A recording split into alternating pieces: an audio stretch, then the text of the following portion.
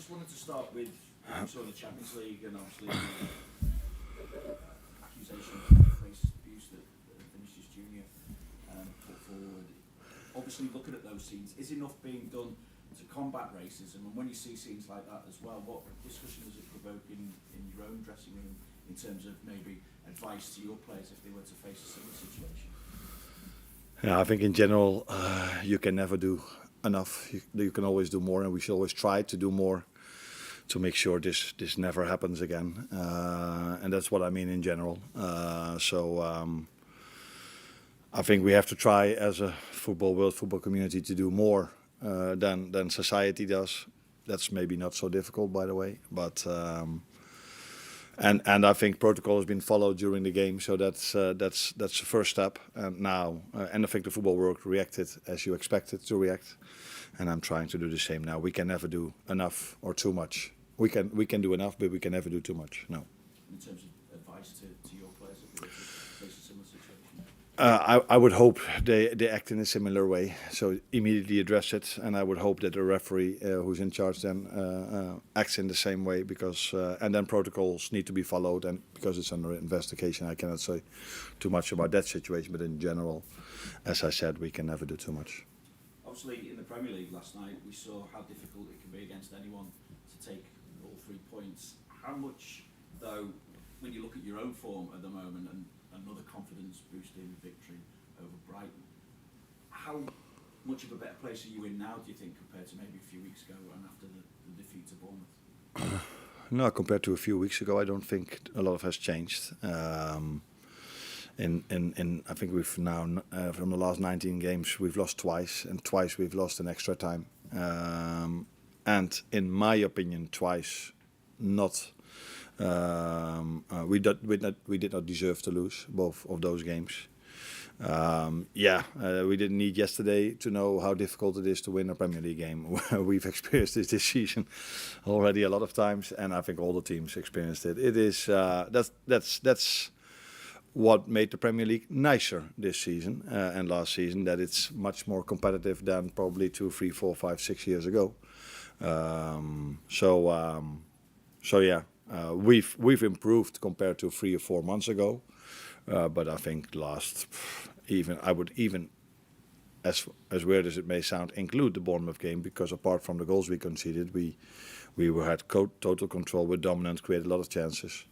So and the same could be said in the second half about City. So we're in a much better place now than we were months ago, and there's a very simple reason for that. 2 more reasons, but the most simple 2 are how fit we are now compared with 3 or 4 months ago, and the second one is that we are much better in set pieces at the moment. When you say experienced it this season as well against Forest at home, and obviously now they're under different management. So what are your expectations? What kind of test they can provide? Back then they were in a different management as well, because Sandijs was, I think, his 3rd, 4th game. I don't know exactly anymore, but.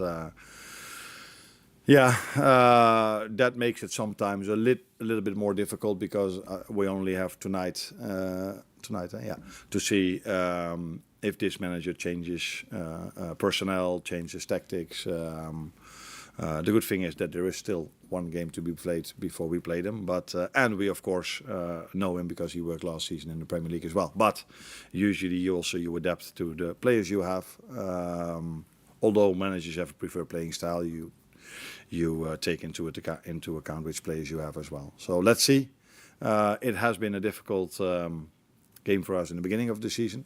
Although, again, I'm going to say the same. First half hour was very, very good from us. Chance after chance. And then we conceded a set piece, and the game went completely the opposite way. So we know what we can expect if we play Forest, because I've played them 3 times already.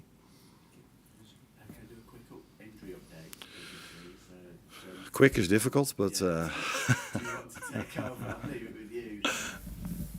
With Jeremy Frimpong, what's the situation there? What I meant with quick is difficult is if you go by all of them. But Jeremy will not be involved this weekend yet. We hope he will be involved next week, if things go as planned. And I think there was mostly Alex and our updates on No.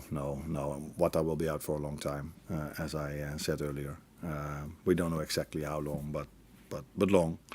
And Alex is, I think he's been on the pitch now, not with his football shoes, but with his running shoes for the first time this week. So that will still take a while as well before he's ready to play for us again. Sub appearances for Joe, is he ready to start? Yeah, I think he is. Yeah. And I believe the lads had a few days off Yeah. this week. Did you have a few days off? Did you need a few days off? I think if there's a difference between players and managers is that if players have days off, they also prepare their body and these kind of things, but they're probably not thinking every second of the day about Forest. If managers have a day off or 2 days off, they do think about their next meeting and the next opponent they will play. But it's always nice in my situation to go home to see the family because they're not always around with me. So yeah, was nice and useful because I think the players we are having or 9 out of 10 go to the national team. So I think for 7 or 8 months, they've hardly been any days off. And when you can give them a few days off, which is not common in our schedule, it's necessary for them to have them in the best possible way Sunday, but also in the weeks after. But did you need that? No, not needed it. No. No, I think maybe if you ask me the same question a month, it's different. But it was nice to have a few days off, but I did not really need it because last season I felt I needed it more, maybe in this period of time, or it was February, half March. No, I'm enjoying the work I do over here. I enjoy to work with the players. I enjoy to work with the staff. So, no, couldn't say I really needed it, but it's nice to have it. Hi, Alan. I was just going to check on Alexander as well, but just in terms of him being able to get a training kit on again and come in and do a bit of work, how much is that a boost for him mentally just to be around football again? Yeah, I'm not sure if I educate you now, but it's not before they go on the pitch that they are just laying in bed 24 hours a day. They also come to the training ground and do their gym work and do their rehab already. So, but I think it's nice for him to go on the pitch. It's nice for us to see him there because there's still enough work to be done. But you do know as a player you arrive in the final stages of your rehab, where as long as you're in the gym and you're not on the pitch yet, yeah.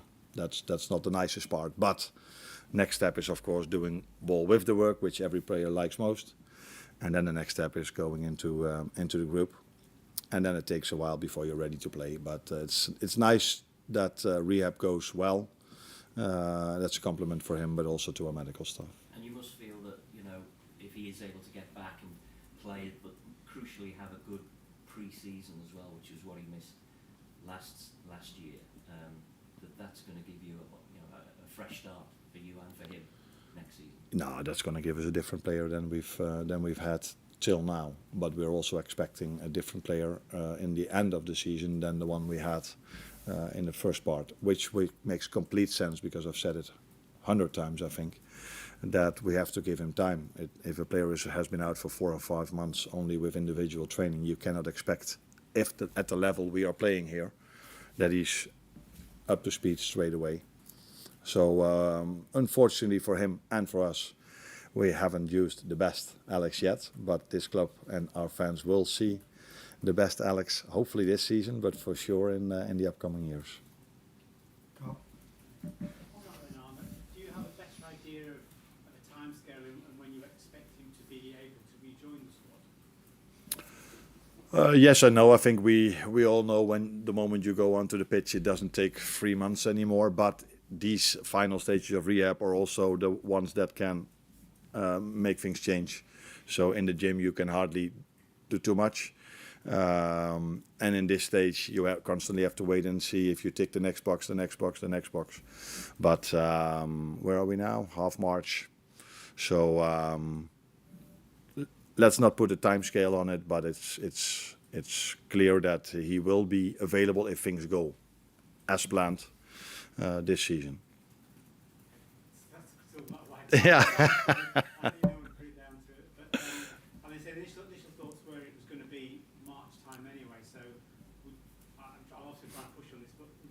before the international break, or?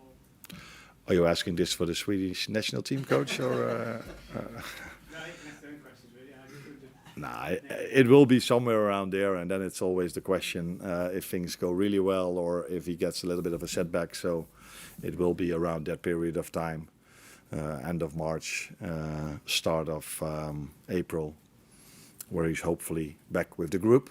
When you're back with the group, it's not to say that you are ready to play, let alone start a game of football, because again he's been out for months, and the last time he's been out for months, I think we could all see that it took him a while before he was the player we've signed from Newcastle.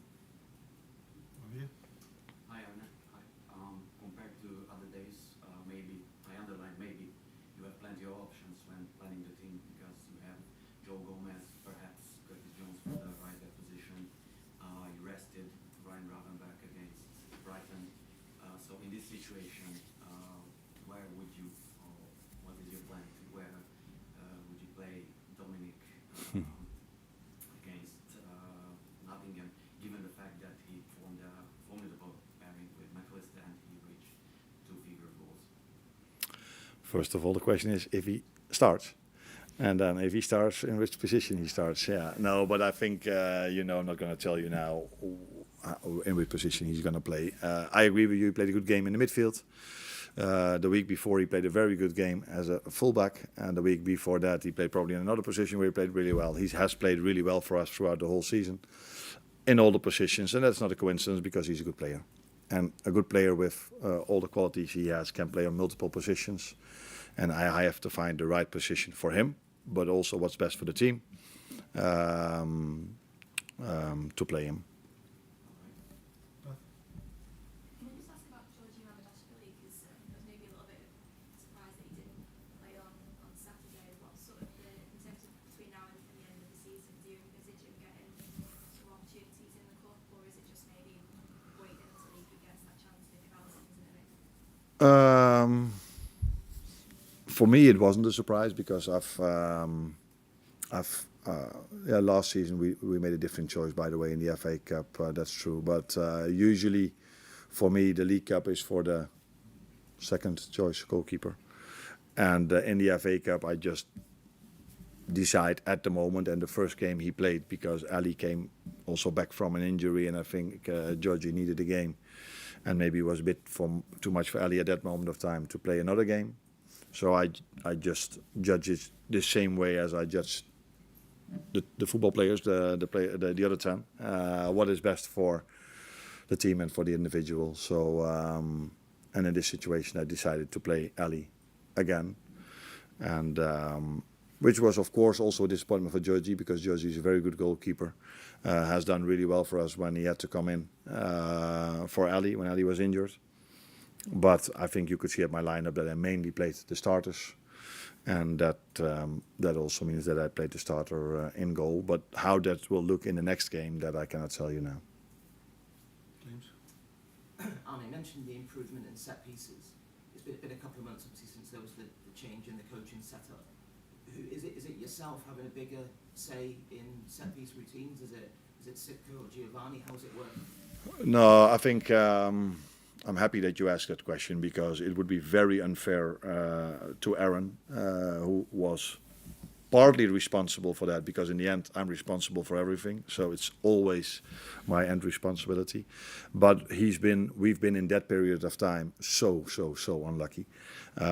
We all knew that it couldn't go on like that, because we hardly gave away a chance in set pieces, but every ball went in, and we created multiple opportunities to score, and balls didn't go in. So that things go back to normal now is something which we expected. And Aaron had an analyst, and the two of them were mainly responsible for it. In the end, I'm responsible, but they did the work, and that hasn't changed.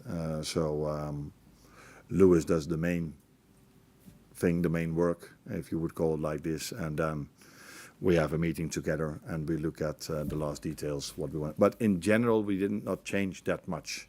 We maybe made one or two slight changes, but we didn't change as much. What changed is things went back to normal. Because in the Premier League, when Aaron was with us, we were already very good. Oh, sorry, not in the Premier League, in the Champions League, we were already. I think we were number one in set pieces. So I would mainly say things went back to normal, and we've adjusted one or two small things. Are you still looking to bring someone else in, or are you happy with the way things are? At the moment, we're happy with the way things are, but as it is with players, we're always looking if we can strengthen either the staff or the squad. So we always keep our eyes open, but at this moment, I don't expect any change today or tomorrow. Hi, Arne. Goal scoring has improved in recent weeks. I think it's 20 goals in the last 7 games and 9 consecutive games in which you scored at least once, which is the best run of the season. Do you think anything in particular has changed, or is it just sometimes luck when it comes to shooting? I know you said a few weeks ago you agreed with some of the people who said that Liverpool weren't as entertaining as they could be. Do you think that that's also changed?